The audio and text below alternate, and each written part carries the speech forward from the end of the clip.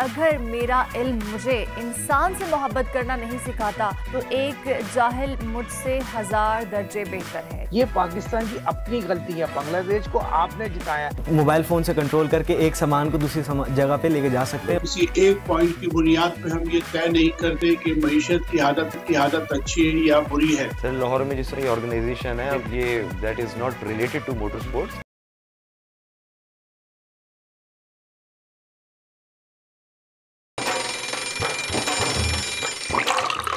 आजकल सबकी ही सुबह आउट ऑफ कंट्रोल है, दुनिया बोल है, तेरी दुनिया बोल है।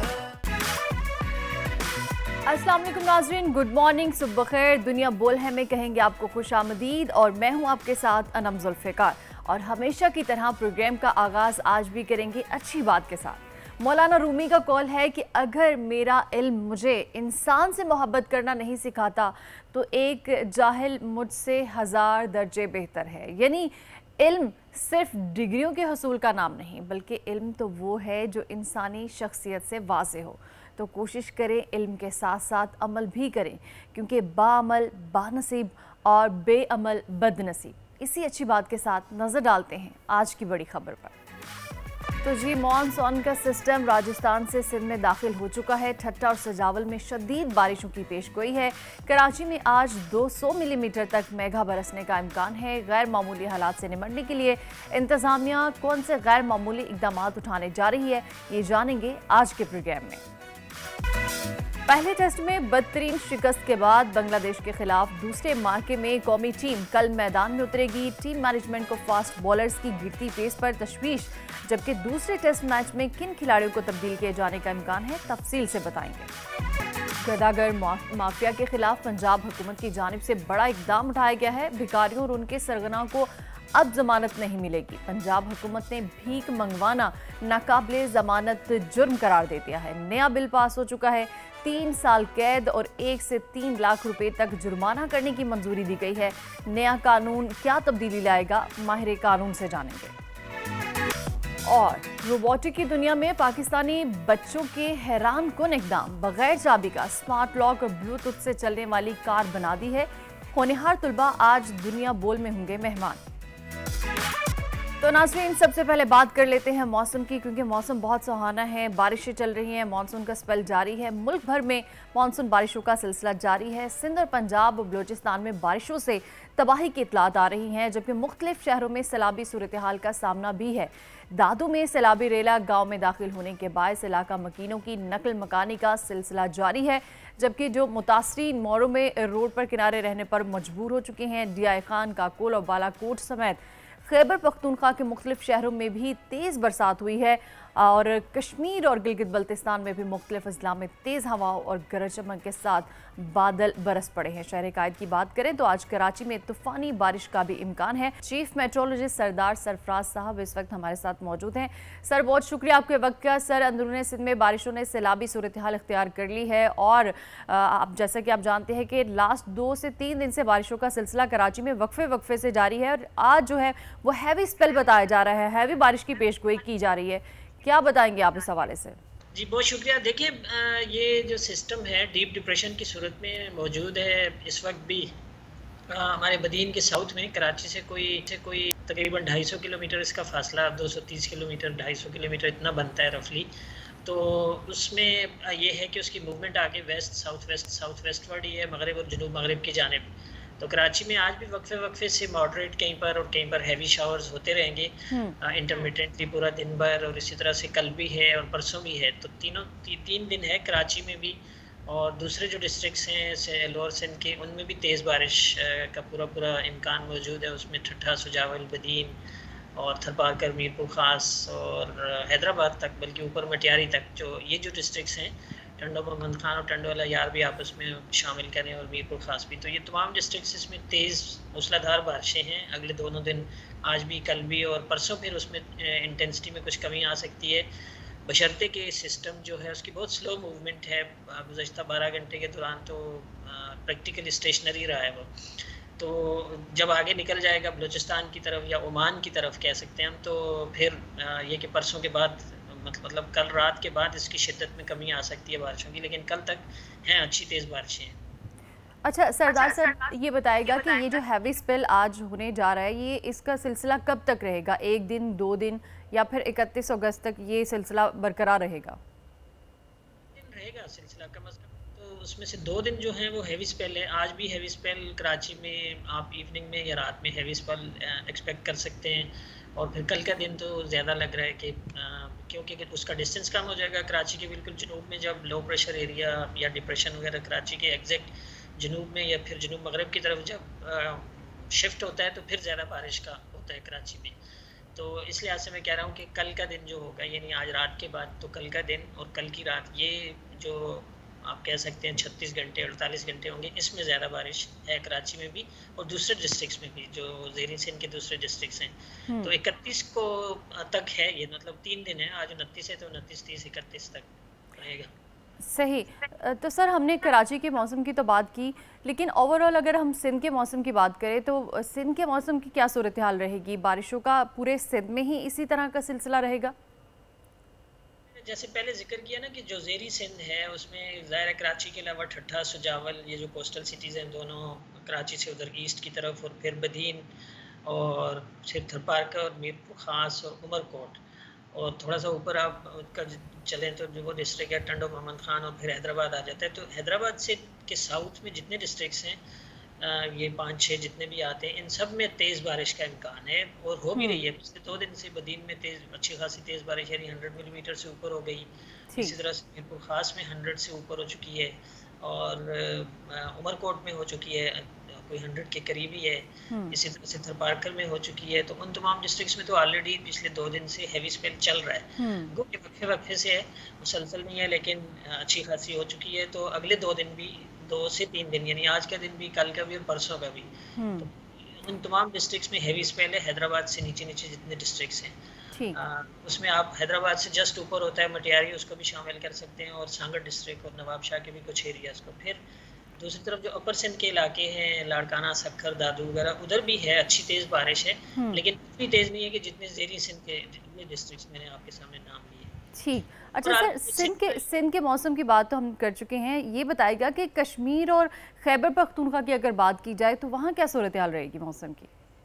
देखिए, ये इस लो प्रेशर की वजह से ना, या डिप्रेशन, डीप डिप्रेशन है, इसकी वजह से मानसून हवाएं पूरे मुल्क में दाखिल हो रही हैं। तो आपने देखा होगा कि कल लाहौर में भी अच्छी बारिश हो चुकी है। यही हवाएं इस सिस्टम के तहत भी, और दूसरा एक और कंपोनेंट बे ऑफ बंगाल से भी हवाओं का शुमाली इलाकों की तरफ एक तरह से पेनिट्रेट कर रहा है। तो केपी पूरा भी और पूरा पंजाब, उसमें north Punjab, central, south Punjab, और इसी तरह से north east Balochistan, east Balochistan और जनूबी बलूचिस्तान में जब ये सिस्टम आगे बढ़ेगा, पूरे मकरान डिवीजन में अच्छी तेज़ बारिशों का इम्कान है। तो ये हम कह सकते हैं कि कोई मुल्क के 90% एरियाज जो है ना इस वक्त मानसून हवाओं की ग्रिप में भी हैं। वो शुमाली इलाका जात जो है केपी और ख़ासकर गिलगित बल्तिस्तान, उधर तो एक वो वेस्ट से आने वाली, अफगानिस्तान से आने वाली जो वेव होती है ना, वेस्टर्ली वेव, उसका भी है, और उसमें एंट्री इस तरह से मुमकिन है। तो वहाँ भी मतलब अगले 3 दिन तक, यानी 31 तक पूरे मुल्क में, मुल्क के 90% इलाकों में बारिशें रहेंगी। अच्छा सर, हमने कराची के मौसम की बात की तो हम वक्तन फ़वक्तन बताते रहते हैं अपने नाजरीन को, और अपडेट्स भी देते रहते हैं मौसम के हवाले से। तो अभी जो हम ये अपडेट दे रहे हैं कि हैवी स्पेल होने जा रहा है 31 अगस्त तक, तो इंतज़ामिया की जानिब से कोई अलर्ट जारी किए गए इस हवाले से? बिल्कुल किए गए हैं। देखिए, हमारी जैसी एडवाइजरी इशू होती है, या उसे आप अलर्ट कहें या एडवाइजरी कहें, और इस तरह की फोरकास्ट, तो फर्स्ट रेसिपिएंट उसके होते ही नेशनल लेवल पर NDMA है, और प्रोविंशियल लेवल पर आपको पता है PDMA होता है। PDMA आगे तमाम डिस्ट्रिक्ट्स को एक तरह से वो करते रहते हैं, जैसे हमारी फोरकास्ट होती है तो उसको एक तरह से मेंशन करके या उसको रेफरेंस उसका देकर अपने तमाम डिस्ट्रिक्ट्स कर देते हैं। और मतलब तमाम ही लोग हैं हाई अलर्ट पे तो हैं। ठीक है। चीफ मेट्रोलॉजिस्ट सरदार सरफराज साहब, आप हमारे साथ मौजूद थे। सर बहुत शुक्रिया। नाजरीन, कराची के मौसम की सूरत हाल के हवाले से हम आपको आगाह कर चुके हैं, डेली करते हैं, और आज बता रहे हैं कि जो 200 मिलीमीटर तक बारिश होने का इम्कान है। तो सूरत हाल सब आपको बता दी है। इसी के साथ ही नाजरीन, प्रोग्राम में वक्त हो चुका हुआ है ब्रेक का। कहीं मत जाइएगा, हमारे साथ रहिएगा। वापस आएंगे ब्रेक के बाद। आजकल जिंदगी ही सुबह आउट ऑफ कंट्रोल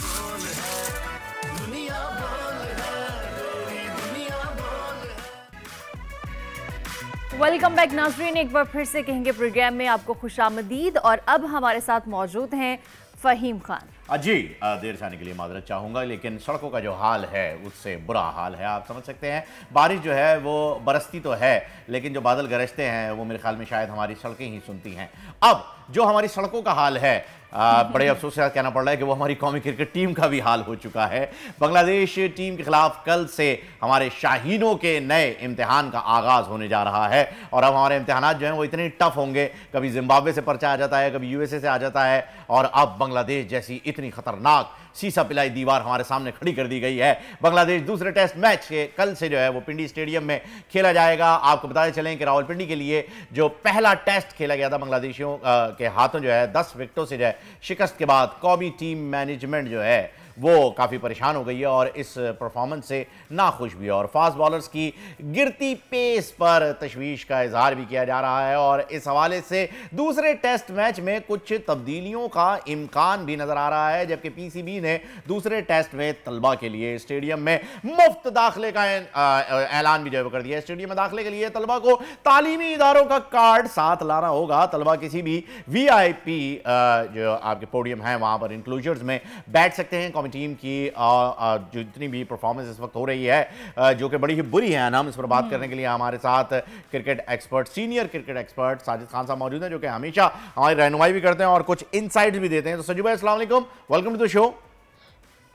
फ़हीम भाई, आपको, अनम को, दोनों को अस्सलाम वालेकुम। यकीनी तौर पर जिस मोहब्बत से फ़हीम भाई आपने इंट्रो दिया और अनम और आप दोनों जिस तरह लेके प्रोग्राम चल रहे हैं, शहर कराची का बहुत बुरा हाल है। जिस तरह फ़हीम भाई सुबह 7:30 बजे से निकले, इतने लेट पहुंचे। शहर कराची की इंतज़ामिया से रिक्वेस्ट है शहर कराची को जल्द से जल्द पानी इसका ख़त्म करें और दोबारा रूटीन में आए। और वही हाल हमारी क्रिकेट टीम का है। अगर पेशन गोई बारिश की दूसरे टेस्ट में भी है, जो दूसरा टेस्ट मैच जो कल से खेला जाएगा उसमें भी वही हाल है जो पाकिस्तान क्रिकेट टीम का हाल है। माजी हाल मुस्तकबिल यकीनी तौर पर, जिस तरह फ़हीम भाई हम बात करते रहे, पाकिस्तान का पोस्टमार्टम होना चाहिए। पाकिस्तान की कारकर्दगी एक सवालिया निशान है। मैं यहाँ पर फ़हीम भाई एक जिक्र जरूर करूंगा, अगर मोइन खान मैनेजर होता, जो शॉट रिजवान ने मारा, तो मैं नहीं समझता रिजवान उस टीम में अगला टेस्ट मैच खेल सकता था। पाकिस्तान को टेस्ट मैच जो है ड्रॉ करना था। टी के बाद रिजवान जिस तरह बैटिंग कर रहे थे उसको ड्रॉ करना चाहिए। सीनियर प्रो का काम क्या होता है, बॉल आपके बैट पे आ रही है, ये पाकिस्तान की अपनी गलती है। बांग्लादेश को आपने जिताया, बांग्लादेश जीतने नहीं आया था, आपकी बैट फील्डिंग, बैट कप्तानी, बैट प्लानिंग, साजिद भाई सॉरी, आप कता कलामी की माजरत चाहूंगा, आपने जो ड्रॉ करने वाली बात की, इससे मुझे वो मैच याद आ गया जो मिसबा खेल रहे थे, और अगर मैं गलत नहीं हूं तो शायद ऑस्ट्रेलियन टीम के मुकाबले में थे, जिसके बाद कोई उन्होंने 20-25 बगैर रन के ही जो है वो ओवर खेल डाले, बाद में ड्रॉ करना पड़ा ऑस्ट्रेलियंस को। अगर मैं गलत नहीं हूं तो ऑस्ट्रेलियंस थे, साउथ अफ्रीकन थे, ऑस्ट्रेलियन थे। देखिए फ़हीम भाई, मिसबा यूनुस खान पाकिस्तान के तारीख के बहुत बड़े प्लेयर थे। उन्होंने 3000 रन टेस्ट मैच की पार्टनरशिप में बनाए। मिडिल ऑर्डर हमारे पास उस तरह की नहीं है जिस तरह की होना चाहिए। सवालिया निशान पाकिस्तान की क्रिकेट 2020 क्रिकेट है, जिसमें आयरलैंड से हार जाते हैं, अमेरिका से हार जाते हैं, बांग्लादेश से हार के। पाकिस्तान के सुपरस्टार जो बने हुए हैं, ये सुपरस्टार छोड़िए, ये तो आप वाली बात बिल्कुल सही हो जाती है। ये कमर्शियल कराए जाओ, उनको एड में लिया जाओ, क्रिकेट 0/0 है। शाहीन आफरीदी सवाले निशान छोड़ के चले जाता है। सर 125 के पेस पे करा रहे हैं बॉल, शाहीन 125 का पेस चल रहा है।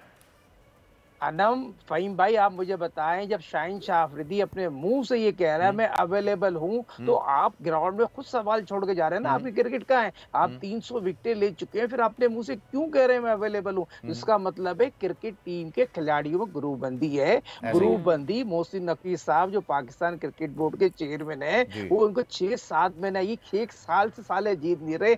1 साल से पाकिस्तान की क्रिकेट जो है 0 किस बात के शाहीन है भाई, धोखा है ये क्रिकेट में धोखा। बांग्लादेश की टीम ने जिस तरह क्रिकेट खेली है ना, ये पाकिस्तान को सीखना चाहिए। आउटस्टैंडिंग, अगर जितने भी खिलाड़ियों की तारीफ की जाए, उन्होंने आउटस्टैंडिंग क्रिकेट खेली है, अपने मुल्क के लिए खेली है, क्वालिटी ऑफ क्रिकेट। स्पिनर की बात, उनके फास्ट बॉलर फ़हीम खान अनम 140-150 की पेस से बॉलिंग कर रहे हैं, और हमारे सुपरस्टार 125 की पेस से बॉलिंग कर रहे हैं। अब बात ये हो गई है, दूध में से पानी हटा दो। अब पाकिस्तान का पोस्टमार्टम 4 चेंजिंग मुझे नजर आ रही है। कौन कौन एक तो हुरैरा को खिलाएं सीधा सीधा, एक तो हुरैरा को खिलाना चाहिए सीधा सीधा, दूसरा अबरार का टीम में नाम आ गया है, और दूसरा आमिर जमाल यकीनी तौर पर काउंटी में अनफिट हुआ है। आमिर जमाल ने ही इस पिच के ऊपर रिकॉर्ड्स बनाए हुए हैं। आमिर जमाल के रन्स हैं इस पिच के ऊपर जहां पर आप आउट पे आउट हुए जा रहे हैं।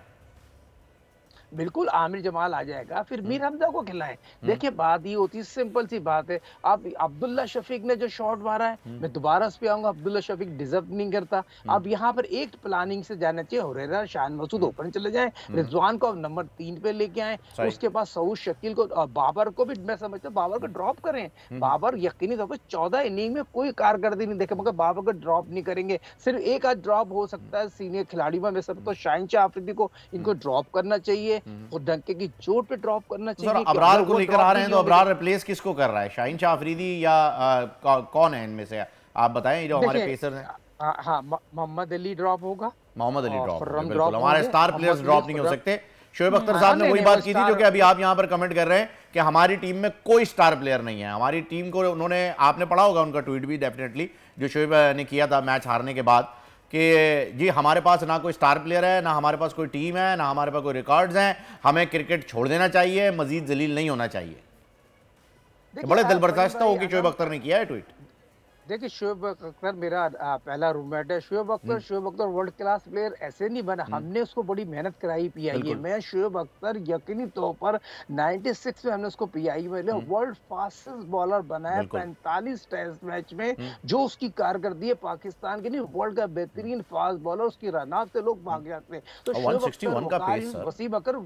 वसीम अकरम शोएब अख्तर वकार ग्रेटेस्ट फास्ट बॉलर पाकिस्तान की हिस्ट्री में गुजरे, ये उनके युद्ध के बराबर नहीं है बॉलर। बहुत अफसोस से कहना पड़ेगा, पाकिस्तान क्रिकेट टीम डगमिया फिक्री है। फिर आपकी कप्तानी क्लब लेवल की कप्तानी है, फिर कप्तानी एक साहब बनना चाहते हैं भाई, उसको बना तो मुल्तान सुल्तान का उनका प्लेटफॉर्म है, मुल्तान सुल्तान की कप्तानी करना चाहते हैं भाई। आप पाकिस्तान से ऑनेस्ट हो रिजवान साहब, आपको कप्तान बनना है, आप कप्तान बने, मगर ये चीजें ना करो यार। क्रिकेट पाकिस्तान की कौम की एक जान है, और पाकिस्तान क्रिकेट लवर लोग जो है परेशान हो गए। 25 करोड़ आवाम महंगाई से परेशान है। एक ही खेल है क्रिकेट, उसको आप जोड़ना चाहते हैं, मगर ये कारकर्दगी तो कोई आपकी क्रिकेट देखने को तैयार नहीं है। महंगाई इतनी है, बिजली इतनी महंगी हो गई, लोग मोबाइल पे मैच देखते हैं, मगर क्रिकेट से फिर भी मोहब्बत करते हैं। अरशद नदीम का हमने मिसाल दी थी पाकिस्तान क्रिकेट बोर्ड को, अरशद नदीम को ग्राउंड में लेके आने थे, तमाशे ऑटोमेटिक आ जाएंगे। मगर पाकिस्तान क्रिकेट बोर्ड की गिरती हुई साख को मैं सोचता हूँ पाकिस्तान दूसरे टेस्ट मैच में कमबैक कर सकता है। कमबैक करने के लिए 5 बॉलिंग 6 बैट। साजिद भाई अब बांग्लादेश के मुकाबले में हमें कमबैक करना पड़ रहा है, मतलब ये सुन के ही आपके मुंह से जो है वो मुझे ऐसा लग रहा है कि बस क्रिकेट का भी स्क्वॉश वाला हाल हो चुका है अब। देखिए ना, स्क्वाश तो ग्रेटेस्ट जहांगीर भाई जैसे तो आज से 570 मैच जीते हैं पाकिस्तान की हिस्ट्री का वर्ल्ड वाइड बंदा, उसने पूरी लेगेसी सर, जहांगीर खान, जहांगीर खान, पूरी लेगेसी।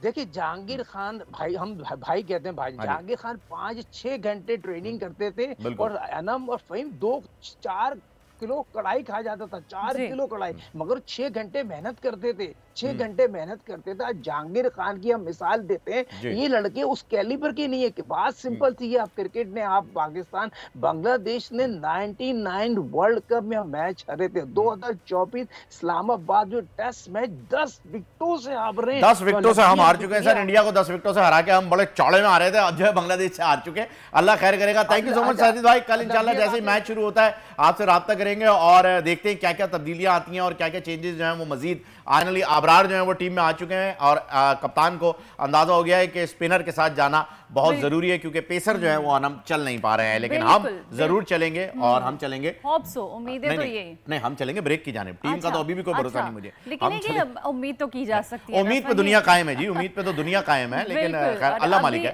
अभी फिलहाल हमें ब्रेक पर जाना है। नाज़रीन कहीं मत जाएगा, हमारे साथ रहेगा, वापस आएंगे ब्रेक के बाद। आजकल जिंदगी ही सुबह आउट ऑफ कंट्रोल है, दुनिया बोल है, वेलकम बैक नाज़रीन। और जैसे कि अब आप स्क्रीन पर देख सकते हैं, हमारे साथ हमारे होनहार बच्चे इस वक्त मौजूद हैं। खेल का मैदान हो या तालीमी इम्तिहान, पाकिस्तानी बच्चे किसी से कम नहीं है। हीरो पाकिस्तानी में आज हम आपको मिलवाने वाले हैं कुछ ऐसे बच्चों से जिन्होंने रोबोटिक की दुनिया में कुछ ऐसी इजादात की हैं कि देखने वाले हैरान रह जाएं। होनहार तालिब इल्म हबीबुल्लाह ने CNC प्लूटल प्रोजेक्ट बनाया है जो कि आर्किटेक्ट की दुनिया में तहलका मचाने को तैयार है। इस प्रोजेक्ट के तहत इंसानी दिमाग क्या सोच रहा है वो चंद मिनट्स में कागज़ पर लिख सकते हैं और ड्रॉ कर सकते हैं।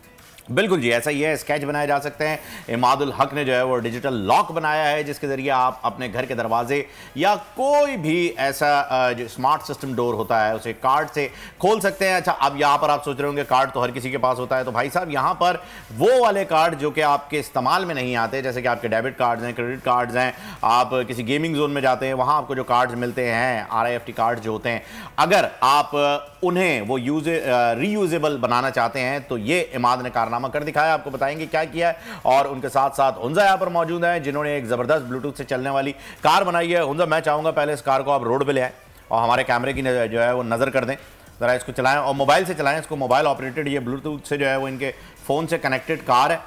बेहतरीन तरीके से बच्चे जो हैं वो अक्सर रिमोट जो है वो खो देते हैं, रिमोट घुमा देते हैं, इसलिए भी कारआमद है ये। और दूसरी एक जो मजे की चीज़ है वो ये कि अगर आप इसकी रेंज के ऊपर काम करें और इसके अंदर ब्लूटूथ की जगह वाईफाई का कनेक्शन दे देते हैं तो आप इस शहर में बैठ के किसी और शहर में भी इसे चला सकते हैं। ये भी इसका एक कारनामा है, तो आप इजीली इसे ऑपरेट कर सकते हैं। ये इन्होंने खुद बनाई है। उम्र आप देख सकते हैं हुंजा की कितनी है और अभी हम उनसे पूछ भी लेंगे। हुंजा, आइए तशरीफ रखिए, आप ड्राइव करके थक गए होंगे। ये वैसे भी नो पार्किंग एरिया जहाँ आपने पार्क कर दिया।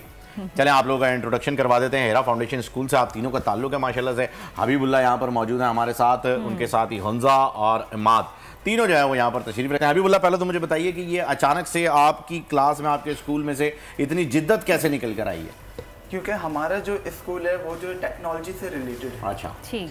तो जब हम टेक्नोलॉजी से रिलेटेड रहते हैं तो आज AI का दौर आ चुका है। बिल्कुल।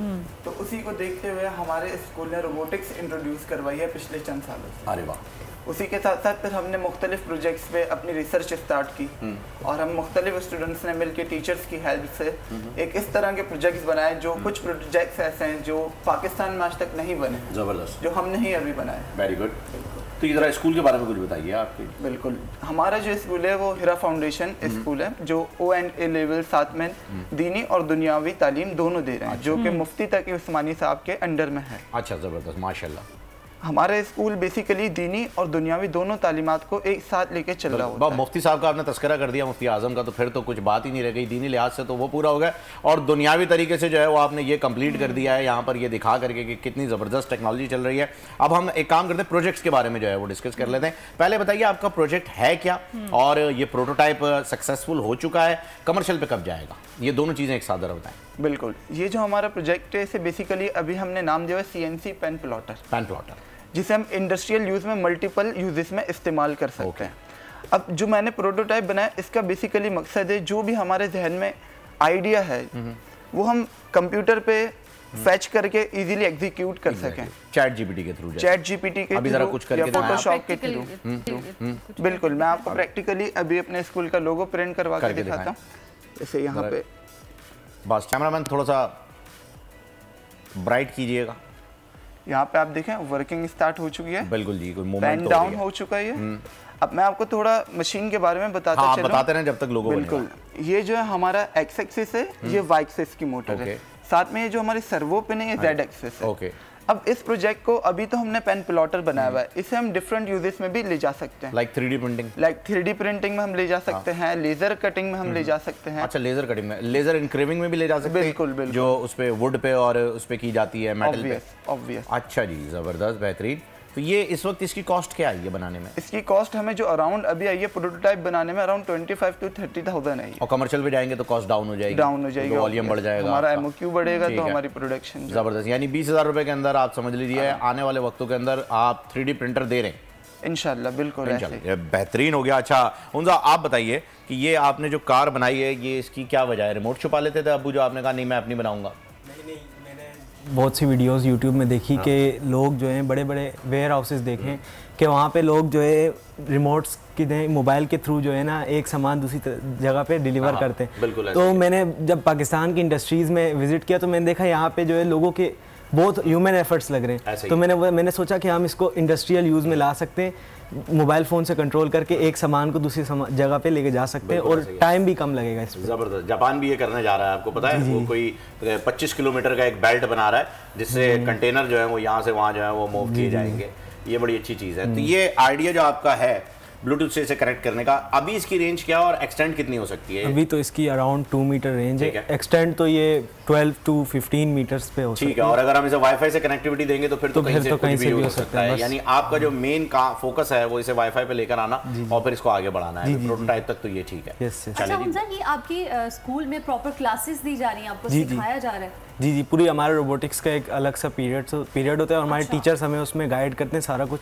इसमें भी हमारे बहुत से टीचर्स ने मेरे हेल्प की है और हमारे सीनियर हबीबुल्ला, इन्होंने भी हर चीज़ में मुझे हेल्प की है और सारी क्यूरीज। बेहतरीन। अच्छा, इमाद की अगर हम बात करें, इमाद मियाँ, ये बताइए कि ये जो आप दरवाजे खोल रहे हैं, वो तिजोरी खोलने का एक्सेस है आपके पास? नहीं, ये हमारी आपस की बात है, ऑफ कैमरा हम आपसे पूछेंगे, ठीक है ना? तो फिलहाल तो आप हमें ये बताइए कि दरवाजे कैसे खोल रहे हैं आप?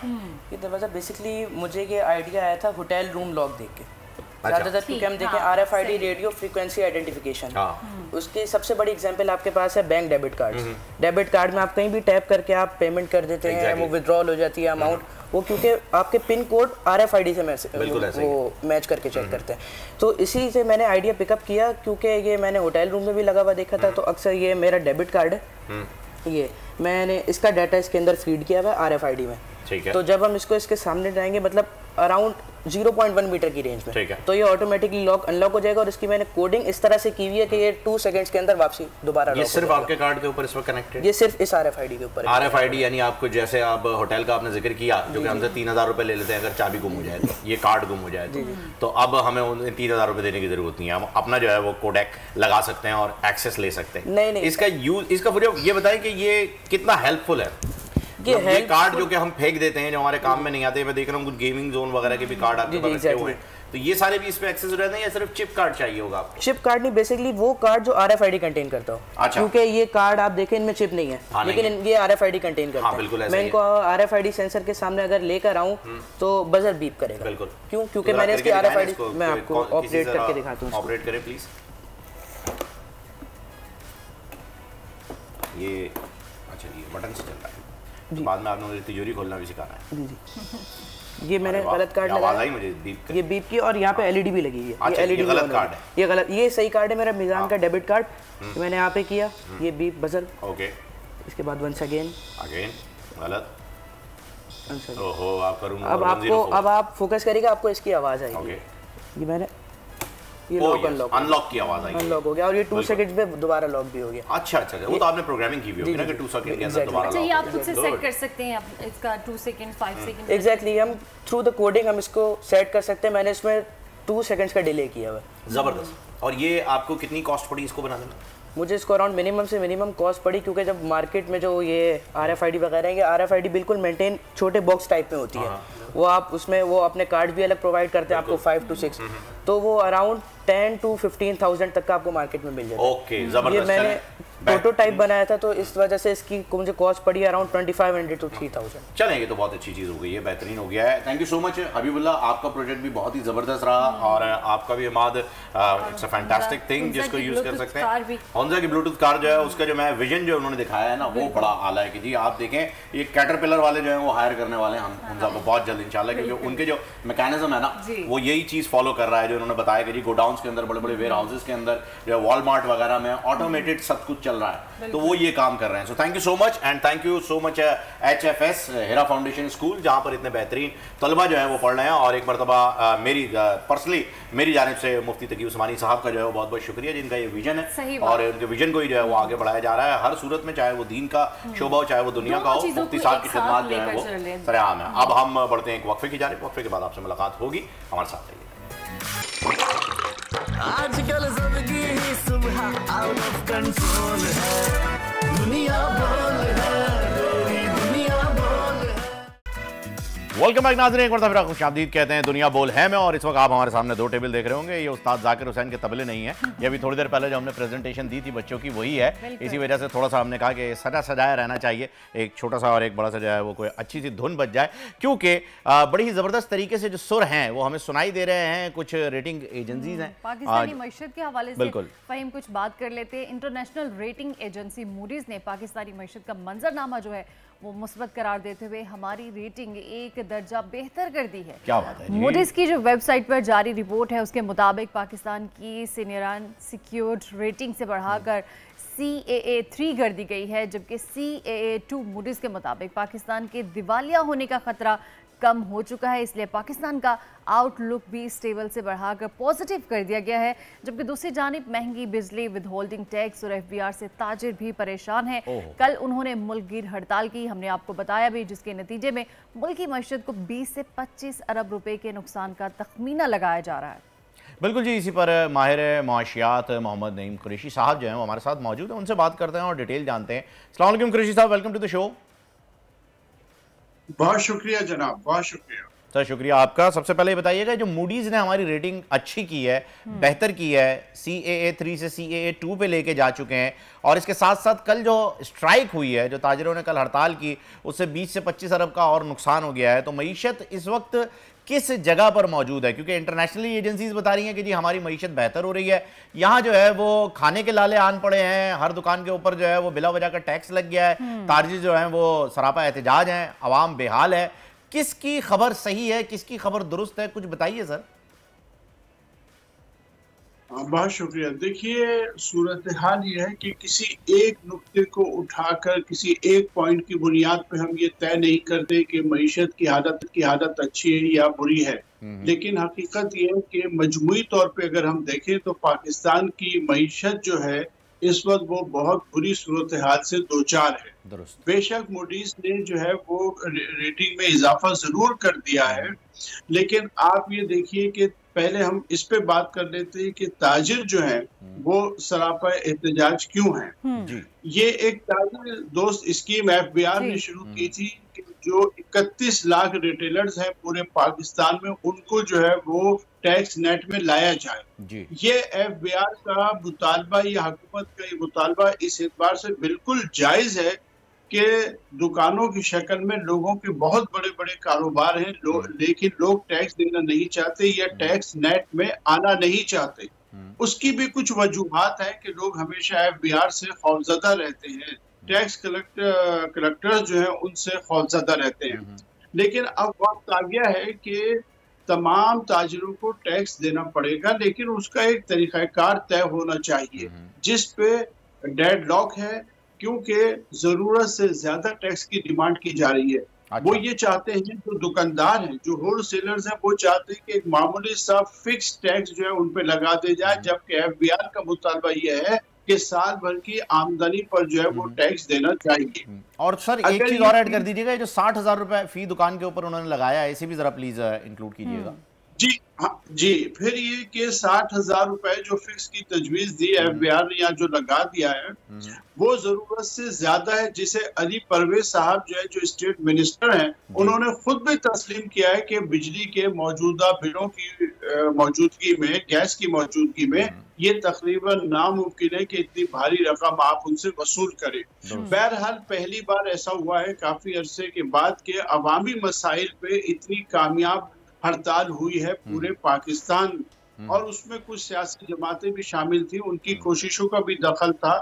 बेखसूस जमात इस्लामी के बारे में कहा जा रहा है कि वो भी शामिल थे, लेकिन ताजिरों ने बहुत कामयाब हड़ताल इस एतबार से की है कि जो टैक्स का मामला है वो तो सेटल डाउन अल्टीमेटली हो ही जाएगा, लेकिन आप ये देखिए कि बिजली के बढ़ते हुए रेटों पे कोई बड़ा अवामी एहतजाज भी हमें नजर नहीं आ रहा, हालांकि बिजली के बिलों की वजह से लोग खुदकशियां करने पर भी मजबूर हो गए।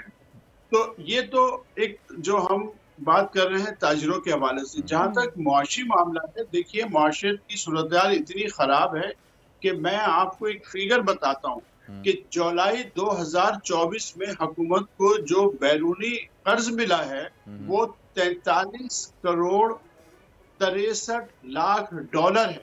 अच्छा। जबकि इसी जुलाई के महीने में लास्ट ईयर 23 में हुकूमत को 2 अरब 89 करोड़ का जो है वो कर्ज मिला था। और इस वक्त हुकूमत पाकिस्तान मुआशी तौर पे इस कदर बुरे हालों में है कि 12 अरब डॉलर को रोल ओवर कराना था IMF के कहने के मुताबिक, जबकि हम सिर्फ 3 अरब डॉलर्स का रोल ओवर करा सके। दूसरी बात थी कि 2 अरब डॉलर का गैप था, शॉर्टफॉल था, वो भी हम पूरा नहीं कर सके। स्टाफ लेवल मुआहदे में हमने ये तय किया था और चूंकि हम ये कंडीशन मीट नहीं कर सके, लिहाजा सितंबर में जो इजलास हो रहा है IMF के एग्जीक्यूटिव बोर्ड का, उसमें पाकिस्तान एजेंडे पे शामिल नहीं है। उसकी वजह से पाकिस्तान जो है वो इस वक्त बहुत मुश्किल हालात में से है। हमारे दोस्त भी हमारा साथ नहीं दे रहे। आपने देख लिया कि सऊदी अरब ने भी हमें अगर पैसे देने की ऑफर की है तो वो रैकोडिक का जो हिस्सा है वफाकी हुकूमत का 25%, उसमें से भी 15% हमें देने पड़ रहे हैं सऊदी अरब को, जिसके अगेंस्ट में हमें मिलेगा। तो ये सूरत हाल जो है ना इस वक्त मईशत की बहुत खराब है। रेटिंग में इजाफा होना अपनी जगह है, वो एक बात बेशक दुरुस्त है, लेकिन इस कुरैशी साहब ये बताइए कि ये जो कल की स्ट्राइक थी ये किस हद तक कामयाब हुई है? क्योंकि आपने बताया कि मसाइल तो हैं और मईशत इतनी अच्छी कंडीशन में भी नहीं है, तो ये स्ट्राइक जो है वो आपने जिक्र एक सरसरी तौर पर तो कर दिया है कि जी बड़े लोग आए और बड़े लोग निकले, कुछ सियासी जमातें भी साथ थीं, लेकिन अलमिया हमारा ये है कि सियासी जमातें जब साथ होती हैं, जब बिजली के मौके पर थीं 5 रुपए यूनिट बढ़वा के आ गई कम कराने की बजाय, तो ऐसा ना हो कि यहाँ पर भी कोई बड़ा मसला ना खड़ा हो जाए। लेकिन ताजिरों की जानिब से फ़हीम ये भी तो कहा जा रहा है कि अगर हमारे मुतालबात नहीं मानेंगे तो हमारी जो स्ट्राइक है वो बढ़ भी सकती है। तो सर यहाँ पर ये भी बता दीजिएगा कि अगर स्ट्राइक बढ़ती है, कल भी स्ट्राइक थी, तो इस तरह से जो मुल्की मईशत है वो उस पर किस तरह से असरअंदाज हो सकती है ये स्ट्राइक ताजिरों की? जैसे आपने खुद फरमाया कि 20 से 25 अरब का नुकसान हो गया है, इसमें बिल्कुल शक नहीं है कि जब भी इस किस्म की हड़तालें होती हैं वो मईशत के लिए बहुत नुकसानदा होती है। और हुकूमत को चाहिए, जिस तरह हुकूमत बहुत सारे मामलात में गैर संजीदा, बिलखसूस इकॉनमी के मामले में जितना गैर संजीदगी का हुकूमत इजहार कर रही है, अगर इस हड़ताल के हवाले से भी फौरी तौर पे नहीं बिठाया गया, जो ताजिरों के रहनुमा हैं इकबाल चौधरी साहब हैं, काशिफ चौधरी साहब हैं, जो चीफ कोऑर्डिनेटर है ये ताजिर दोस्त स्कीम के नईम मीर साहब, अगर इनके साथ मामला तय नहीं किए और ये हड़ताल कंटिन्यू कर जाती है जैसा कि वो कह रहे हैं कि हम करेंगे, अगर मुतालबात तस्लीम नहीं किए तो मईशत के लिए यकीनन ये बहुत नुकसानदा होगा। मुतालबात है क्या? बेसिकली हमारी बात हुई है ताजिर रहनुमाओं से भी, वो ये ताजिर दोस्त स्कीम को लेकर के जो है वो सब लोग ज्यादा खफा हैं, यानी ये जो स्कीम आई है सारी चीजें इसी के गिर्द घूम रही हैं। जी तकरीबन ऐसा ही है। सिर्फ उन लोगों को इस ताजिर स्कीम में शामिल नहीं होना जो ऑलरेडी इनकम टैक्स में रजिस्टर्ड है, अदरवाइज हर छोटे बड़े दुकानदार को, जिसकी मैंने आपको जो अप्रोक्सीमेट जो एक तादाद है वो 31-32 लाख बनती है, तो उन तमाम छोटे छोटे दुकानदारों को भी जो है वो इसमें शामिल करने की कोशिश की जा रही है। अभी जो ताजिर स्कीम के तहत लोग रजिस्टर्ड हुए पाकिस्तान में, मैंने आपको तादाद बताई है 31 से 32 लाख। और जो बख्तियार मोहम्मद साहब हैं जो FBR के तर्जुमान हैं, उनके कहने के मुताबिक पिछले महीने तक जो है वो 53,526 अफराद जो है रजिस्टर्ड हुए हैं इस स्कीम के तहत पूरे पाकिस्तान। तो अब आप बताइए कि कितनी बड़ी नाकामी है। कराची जैसे शहर से जो है वो 7,000 रजिस्ट्रेशन हुई है, लाहौर से 19,000 लोग रजिस्टर हुए हैं, पेशावर और इस्लामाबाद से 4-4 हजार दुकानदार रजिस्टर हुए हैं, कोयटा से 2,800 रजिस्टर हुए हैं, कुछ भी नहीं हो सकता, 5% के करीब कुल रजिस्टर हुए। इससे आप अंदाजा लगा लें कि ये जो स्कीम है ये कितने बुरे तरीके से जो है ना वो नाकाम हो गई है। और FBR समेत हुकूमत जो है ताजिरों को समझाने में, बिठाने में, कायल करने में जो है वो हमें नाकाम नजर आ। लेकिन सर वो ताजिर तो कहते हैं ये ताजिर दोस्त स्कीम नहीं है, ताजिर दुश्मन स्कीम है, और उनका ये भी कहना है कि हम ऑलरेडी टैक्स पे कर रहे हैं, बिजली के बिल्स की मद में भी हम लोग टैक्सेस पे कर रहे हैं, तो फिर ये एक और 60,000 रुपए पे करना हमारे लिए ये मुमकिन नहीं है। ये किसी हद तक दुरुस्त भी है, क्योंकि कारोबारी हालात इस वक्त बिल्कुल ठीक नहीं है और लोगों की इनकम नहीं है। आप देखिए आज सुबह के अखबार देख लें, 1.90 रुपए बिजली में जो है, बिजली के बिलों में 1.90 रुपए का फिर इजाफा कर दिया गया। यानी हुकूमत के बार बार वादों के बावजूद भी, अभी फहीम साहब ने जैसे फरमाया कि एक सियासी जमात ने मुतालबा किया तो बजाय कम होने के बढ़ गया, तो अभी उनसे वादे किए थे और कल फिर 1.90 रुपए बढ़ गए। तो हकीकत ये है कि बिजली के बिल, गैस के बिल और ओवरऑल महंगाई ने जो है लोगों के लिए कारोबार करना मुहाल कर दिया है। उसमें अगर आप लोगों से इतनी बड़ी रकम का मुतालबा करें, अनरियलिस्टिक मुतालबा करें, असल में मुझे ऐसा लगता है कि ये स्कीम जो है एफबीआर के जो ब्यूरोक्रेट्स हैं उन्होंने बहुत जल्दी में जो है तैयार की है। इसको बहुत डिटेल्ड, बहुत तफसील से तय करके और मामलात को बहुत ग्रेजुअली लेके चलना चाहिए। आपको याद होगा, आपको बस एक जुमला मेरा सुन लीजिए, आपको याद होगा कि मुफ्ता इस्माइल साहब ने तजवीज दी थी 3000 रुपया जो है वो सजेस्ट किया था मुफ्ता इस्माइल साहब, बिल्कुल ऐसे ही, और उससे उन्होंने 800 अरब डॉलर, वो 800 अरब रुपए जो है वो रेस करने के मुताबिक। बिल्कुल, और वो रियलिस्टिक भी था। कुरैशी साहब, बहुत बहुत शुक्रिया, आपने वक्त दिया और बड़ी तफसील से जो है वो इस टॉपिक पर गुफ्तगू की। अब हमें ऐसा लगता है अनम के अब ये मसला जो है वो थोड़ा दूर तक चलेगा, क्योंकि इसकी टाइमिंग बड़ी जो है वो क्रिटिकल है। आपने बजट के बाद ये स्कीम अनाउंस की है और IMF की मीटिंग जो कि सितंबर में आने वाली है, 2 दिन बाद ही जो है सितंबर भी शुरू है। एक तरफ उससे पहले हुकूमत भी ताजरों की कोई बात सुनने को एग्री नहीं करी और ताजिर भी बाजिद हैं कि बिल्कुल ऐसा ही है, लेकिन इन दोनों सूरतों के अंदर नुकसान मुल्क और आवाम का ही हो रहा है। तो नाजरीन, एक वक्फा लेते हैं ताकि हमारे कमर्शियल जो है वो ड्रॉप ना हो। See you after a very short break.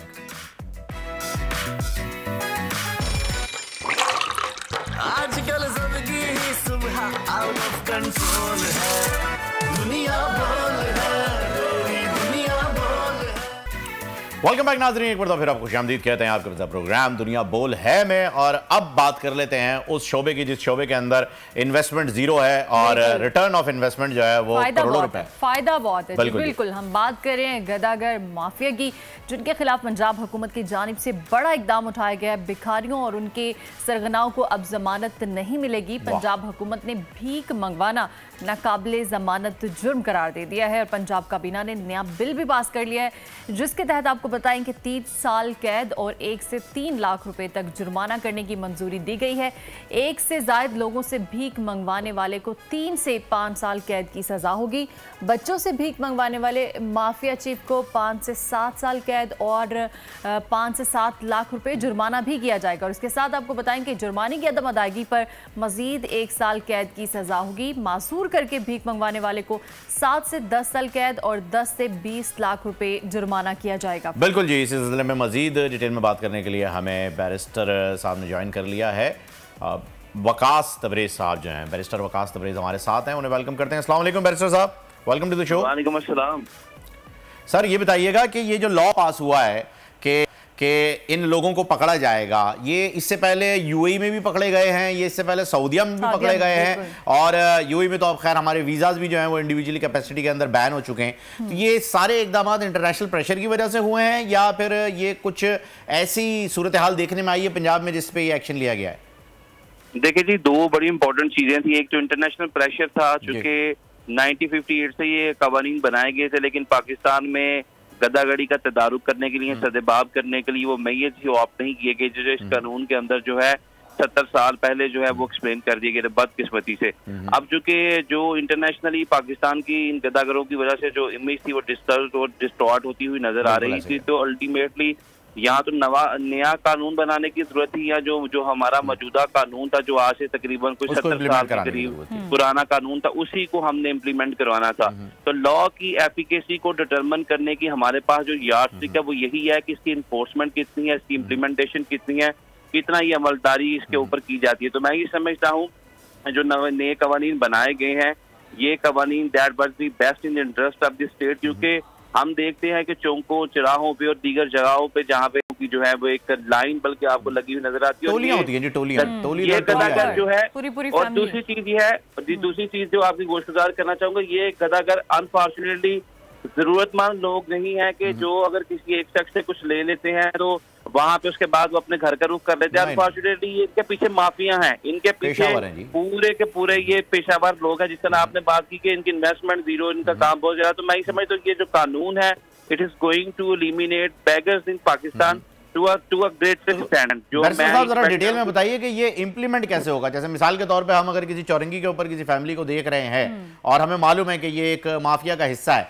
तो हम क्या करें, क्या एक्शन लें?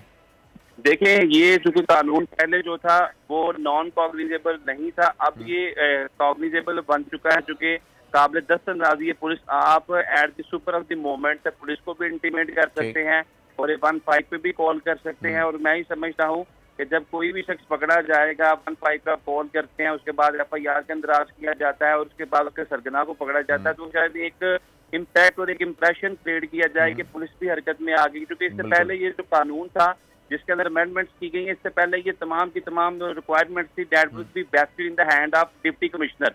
डिप्टी कमिश्नर एक जिला की सतह पे इन तमाम चीजों को देखेगा, फिर जो डिस्ट्रिक्ट पुलिस ऑफिसर है जिसे पंजाब में DPO कहा जाता है, उसके साथ मिल के इनके अगेंस्ट कार्रवाई किया जाएगा। लेकिन ये कानून बना के गोंगलों से मट्टी तो झाड़ दी गई थी 1958 में पठान पाशो, इसकी अमलदारी हमें नजर नहीं आती थी। तो अब यही एंटिसिपेट एक्सपेक्ट किया जाता है कि पंजाब हुकूमत जो है वो फिर से हरकत में आई और इनके घेरा तंग करने लगे। तो मैं ये एंटिसिपेट कर रहा हूँ बतौर स्टूडेंट ऑफ लॉ, क्योंकि ये ऑफेंसिव जो थे पहले बेलेबल थे। अगर आप किसी को पकड़ते थे वो अदालत में जाता था, सरगना उसका मौजूद था, उसका सरबराह मौजूद था, वो अदालत में जाके था मैटर ऑफ राइट बेल ले लेता। जब ये नॉन बेलेबल बन गया तो इसके बाद no, this is not a piece of cake for one to get a bail from the court of law. मैं ये समझता हूँ कि अब ये कानून जो है नॉन बेलेबल होने की वजह से और सजा बढ़ाने की वजह से, क्योंकि जो मैक्सिमम इसमें पनिशमेंट 7 साल तक कर दी गई और प्रिपरेटरी क्लास से बाहर नहीं गया, तो मैं बतौर स्टूडेंट ऑफ लॉ समझता हूँ कि ये एक अच्छी अमेंडमेंट है।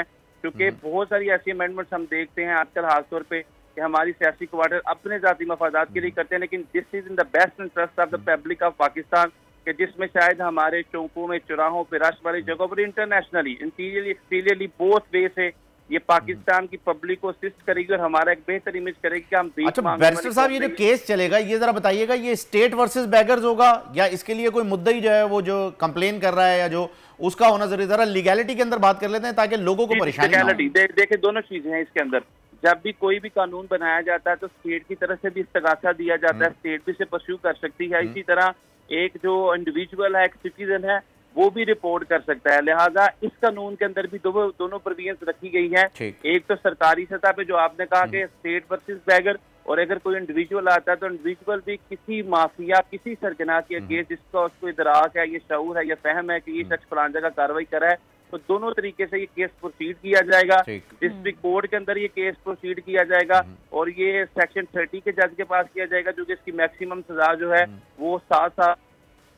सेक्शन 30 का जो मजिस्ट्रेट है that is going to proceed this case in district court. तो लिहाजा ये सारे का सारा जो प्रोसेस इस कानून के अंदर नसीहत और न्यूमरेट कर दिया गया है और ये इसकी लीगैलिटीज है। वकार अब्रेज हमारे साथ मौजूद थे और हमें बता रहे थे कि इन बैगर्स पर किस कंट्रोल किया जा सकता है। अच्छा फहीम, मुझे नहीं लगता कि इतनी आसानी से ये माफिया इतना बड़ा है कि इसको कंट्रोल किया जा सके। आसान कुछ नहीं है, लेकिन जैसा कि पिछली मर्तबा मैंने एक शेर सुनाया था, शायद आपको याद नहीं, कि वो कौन सा अक़दा है जो वह हो नहीं सकता, कोशिश करे इंसान तो क्या हो नहीं सकता। तो हमें कोशिश करनी चाहिए, अपनी जिम्मेदारी समझ के इसको पूरा करना चाहिए और जहां पर भी हम ये माफिया देखें हमें 15 पे कॉल जरूर करनी चाहिए। आपको केस लड़ने की जरूरत नहीं है। अभी बैरिस्टर साहब ने बताया कि स्टेट वर्सेस बैगर भी जो है वो ये केस चलाया जा सकता है। कराची में भी ये कानून आ जाए, बिल्कुल होना चाहिए, तो पंजाब हुकूमत की जानिब से हुआ है ना। बस मेरी कोशिश है कि ये इन्वेस्टर्स में शामिल ना हो, वरना तो लॉ आ जाएगा इंशाल्लाह, जल्दी आ जाएगा। एक वक्फा लेते हैं जी, वक्फे के बाद आपसे मुलाकात होती है।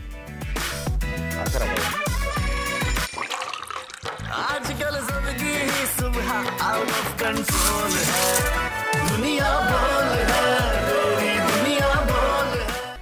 वेलकम बैक नाज़रीन, एक बार फिर से कहेंगे प्रोग्राम में आपको खुशामदीद। और अब हमारे पास एक अहम खबर है जिसके हवाले से आपको बताने जा रहे हैं कि कनौर नूडल्स ने लॉन्च किया है स्कूल लंच के लिए मज़े मज़े की रेसिपीज़, लेकिन इन रेसिपीज़ से हर कोई खुश नहीं है।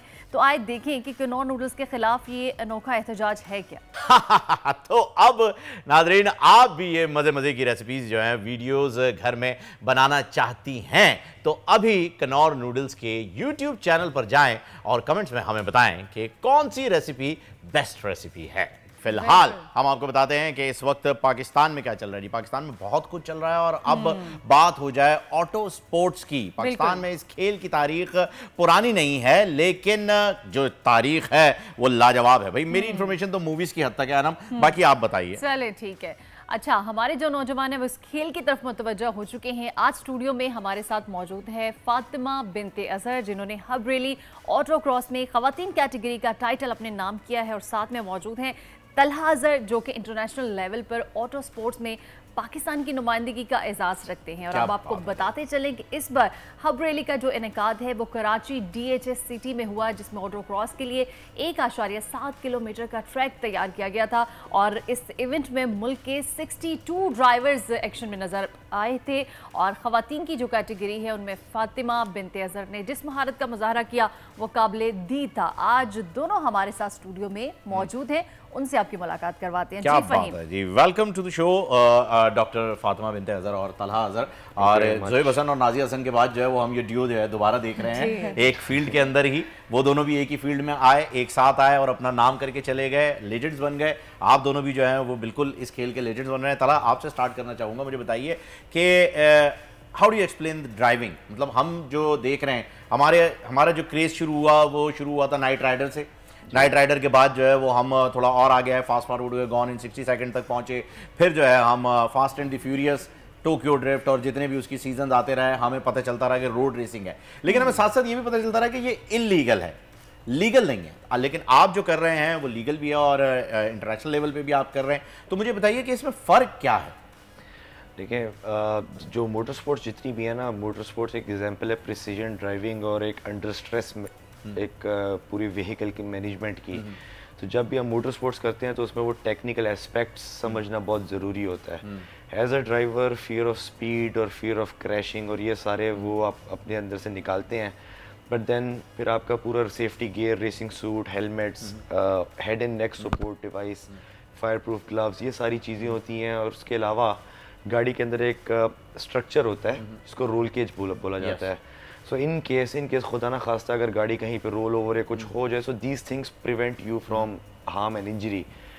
Motor sports can be dangerous, लेकिन if you approach it properly and in the right way, and let's say बच्चों के केस में अगर उनके वालिदैन या घर वाले इसको सपोर्ट करके खुद मैनेज करें, I think they can be probably superhumans because the ability that you require to maneuver these cars is बहुत ज़्यादा, मतलब आपको इस पे चाहिए होती है। What kind of vehicle you drive and you recommend?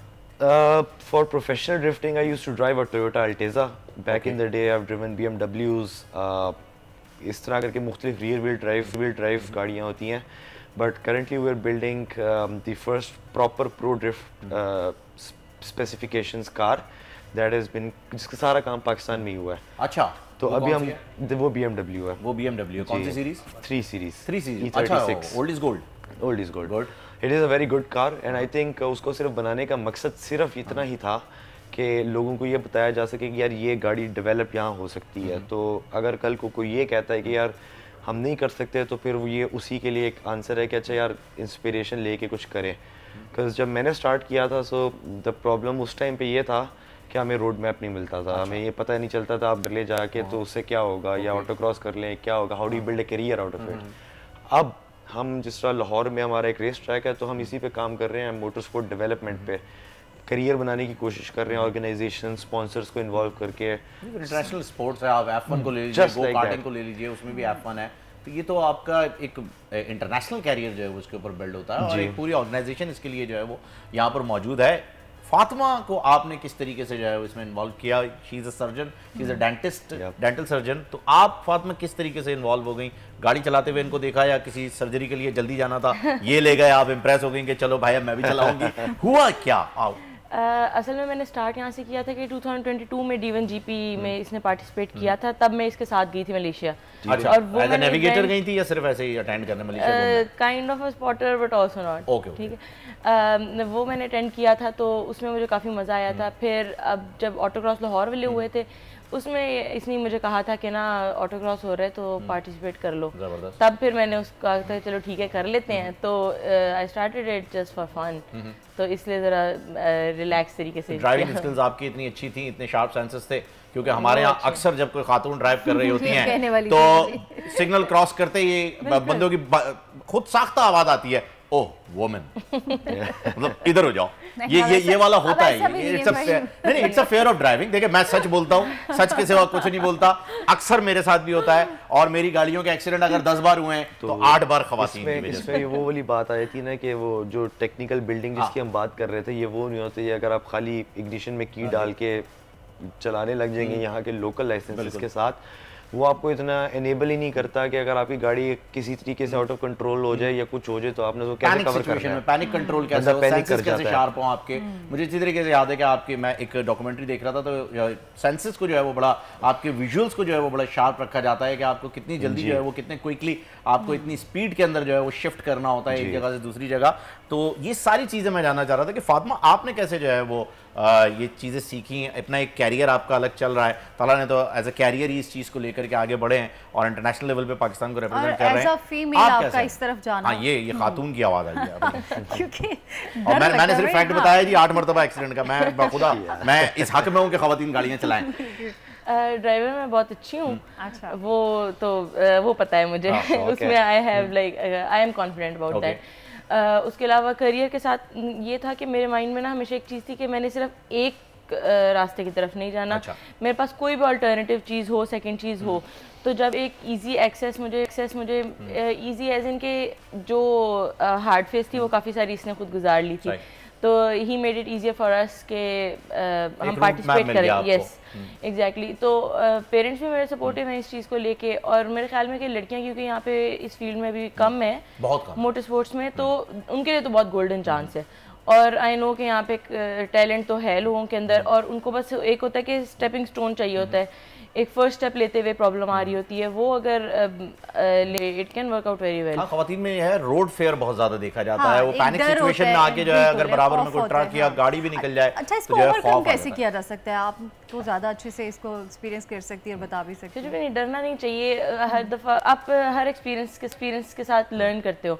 ठीक है, अगर आपने एक दफ़ा गाड़ी मार मूर दी है कोई मसला नहीं, लेकिन आपके अंदर से वो फियर जो है वो कम हो जाएगा, और ऐसे ऐसे आप लर्न करते रहते हैं। हाँ, वो ऐसा ही है कि आपको एहतियात करना चाहिए, क्योंकि अक्सर यहाँ कराची के अंदर तो अभी जो रिसेंटली इंसिडेंट हुआ है वो ड्राइविंग की वजह से, नेग्लिजेंस की वजह से ही हुआ है। तो ये है कि पैनिक सिचुएशन की बात होती है, पहले उनसे गाड़ी लगी, फिर उसके बाद वो पैनिक सिचुएशन में आई, फिर गाड़ी भगाते हुए गई, तो फिर बाइक जो है वो भी उड़ी और फिर बहुत कुछ हुआ। वो पैनिक सिचुएशन ही है जिसकी हम अभी बात करें, इसको कंट्रोल करना, ओवरकम करना बहुत ज़रूरी होता है। ताला, आप इस बारे में कुछ कहना चाह रहे हैं? जी, हमारा बेसिकली सिर्फ जो मेन गोल है ना पाकिस्तान आने का, क्योंकि हम लोग काफ़ी इंटरनेशनल इवेंट्स करते हैं, ज़रूर वहाँ से बाहर जाना ज़्यादा आसान होता है। पाकिस्तान हम सिर्फ इसलिए यहाँ पे अभी बेस्ड भी हैं या आए हुए हैं कि हम एक प्लेटफॉर्म डेवलप करना चाहते हैं लोगों के लिए कि अपने काम से अलहदा एंटरटेनमेंट टाइम पे they have something to do. Hobby भी है, हॉबी के तौर पे यूज़ करें, उसको एज अ पैशन के तौर पे यूज़ करें, but point being like basic cricket या कन्वेंशनल स्पोर्ट्स, या हमारे जिस तरह हम लाहौर से हैं तो वहाँ पे खाने का कहा जाता है कि जी रोटी और खाबे से अलावा खाबे तो फिर है ही। तो हम प्योर मकसद सिर्फ ये है कि यार इसको हटाए, क्योंकि अभी जो हम कर रहे हैं it is not for us. ये जो अगली जनरेशन आएगी ना, वो उसके ऊपर या फर्क पड़ेगा या नहीं पड़ेगा। आप एक बिल्डअप बना रहे हैं, आप एक बेस लाइन सेट कर रहे हैं कि यार कुछ कर लें, कि इतनी महंगी और बड़ी बड़ी गाड़ियां लोग मंगा लेते हैं, चलाने के लिए ट्रैक ही नहीं है। सर लाहौर में जिस तरह ये ऑर्गेनाइजेशन है, अब ये that is not related to motor sports, लेकिन उन्होंने इन्वेस्टमेंट वगैरह ये सारा करके वो बना दिया हुआ, और they want people to just come and drive.